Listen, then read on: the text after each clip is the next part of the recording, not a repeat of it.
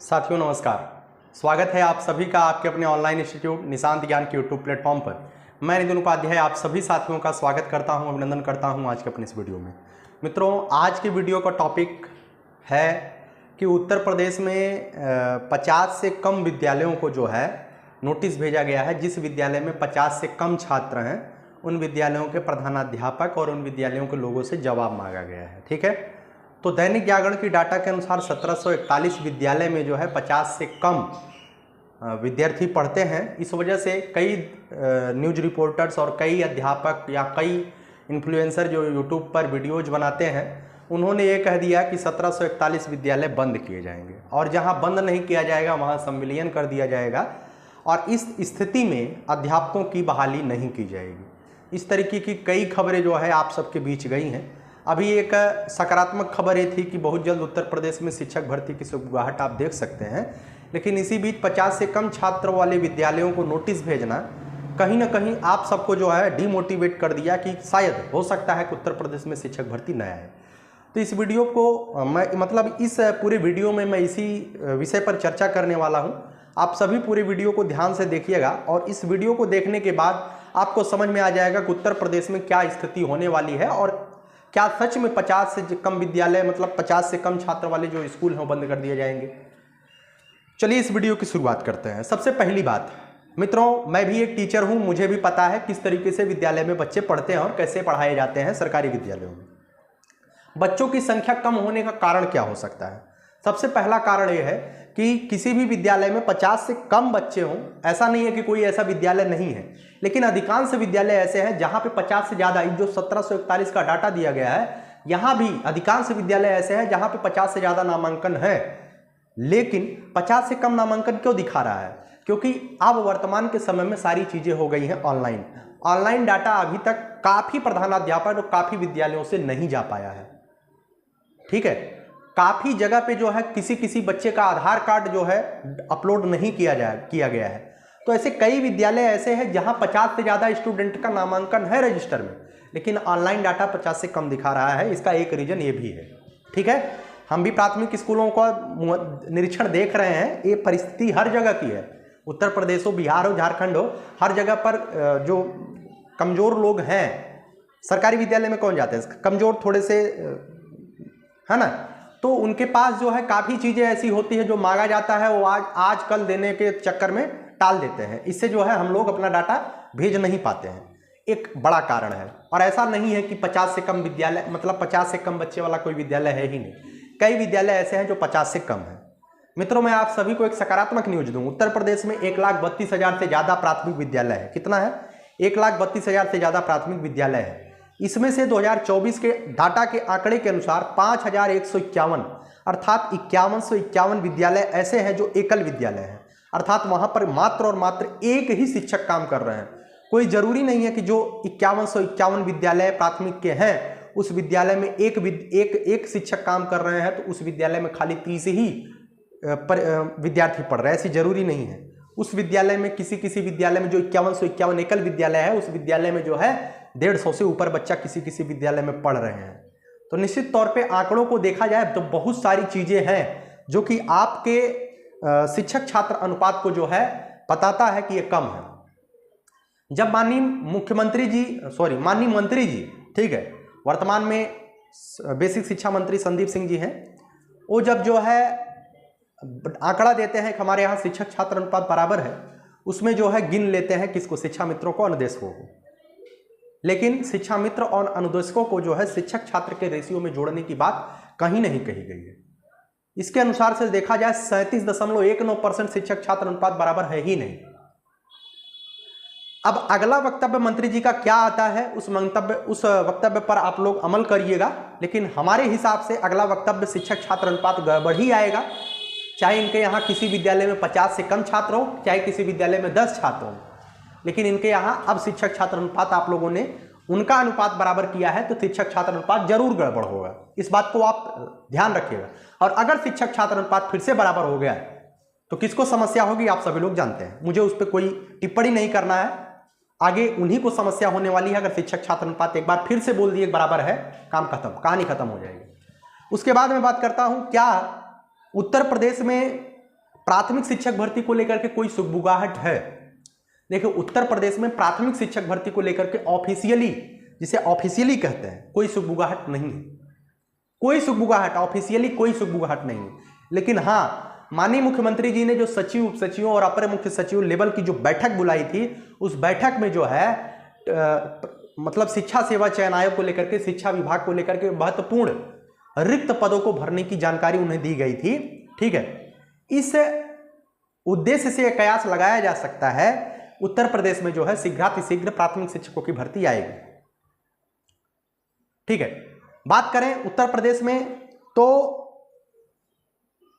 सबसे पहले जुलाई महीने में आपके जो है अध्यक्ष और सचिव और उप सचिव मिलने वाले हैं आयोग के, और उसके बाद जो है आपकी टीजीटी पीजीटी की परीक्षा, असिस्टेंट प्रोफेसर भर्ती परीक्षा, यूपी टेट का नोटिफिकेशन, इस पर बात होने वाला है।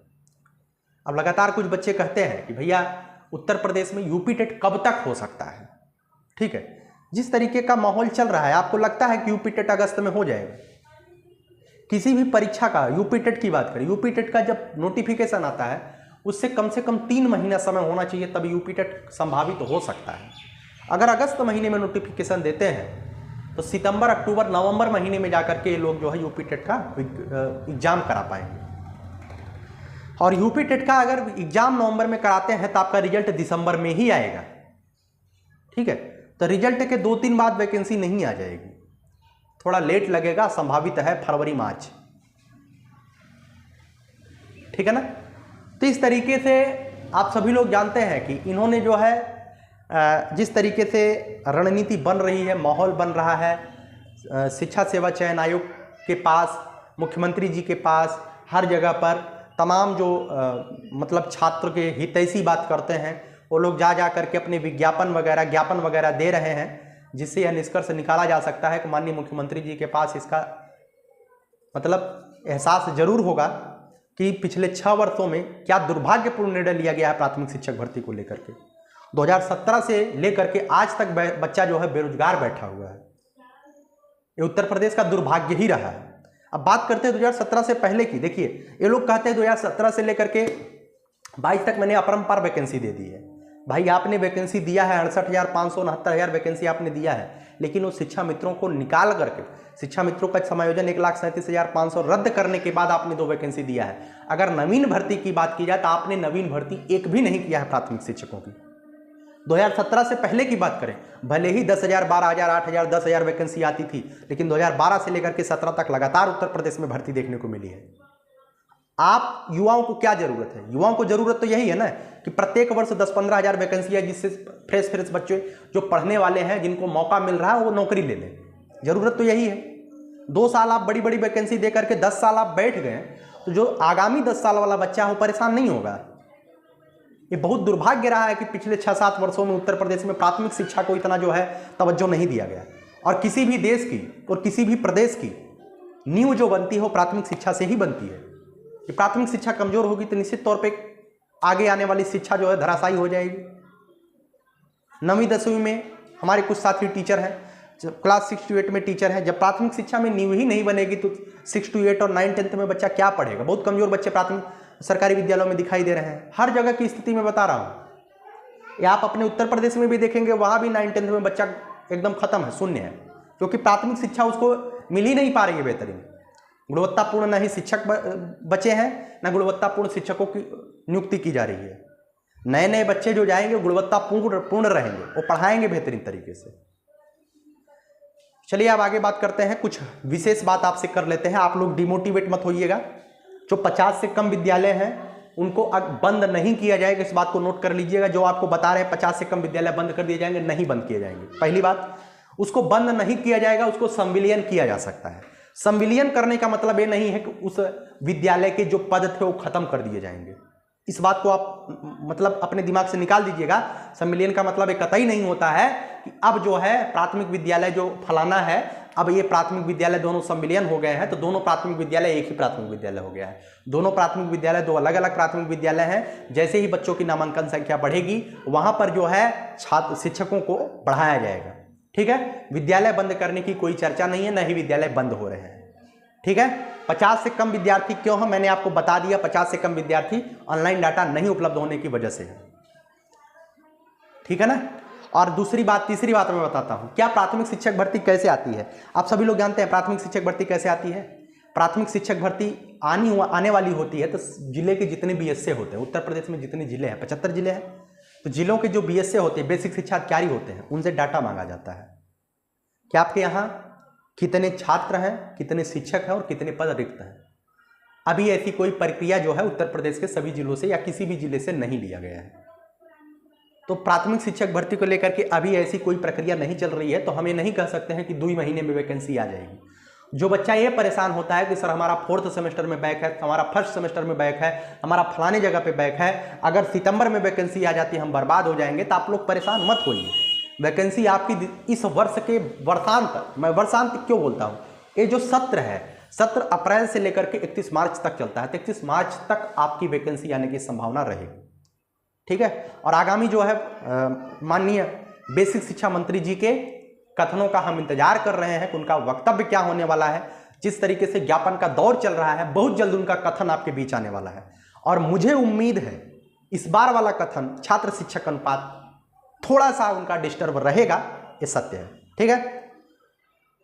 तो ये बात आप लोगों को डिमोटिवेट नहीं होइएगा, आप पढ़ाई करते रहिएगा, पहली बात है। दूसरी बात, जैसे ही कुछ भी विज्ञापन वगैरह आता है, मैं आप सभी के बीच अपने मतलब कि पढ़ाई वाले सेगमेंट को लेकर के आपके बीच होऊंगा। अभी आप लोग पढ़ते रहिए, जो आप पढ़ रहे हैं पढ़ते रहिए, ठीक है। इस विषय को लेकर के आप परेशान मत होइए कि आप पढ़ाएंगे नहीं, मैं पढ़ाऊंगा निश्चित तौर पे आप सभी के बीच में बेहतर कार्य जरूर। चलिए आखिरी लाइन बोल करके वीडियो समाप्त करूंगा। यही जज्बा रहा तो मुश्किलों का हल भी निकलेगा, जमी बंजर हुई तो क्या वहीं से जल भी निकलेगा। न हो मायूस न घबराई संधेरे से मेरे साथी, इन्हीं रातों के दामन से सुनहरा कल भी निकलेगा। बहुत बहुत धन्यवाद वीडियो को देखने के लिए। जय हिंद, जय भारत।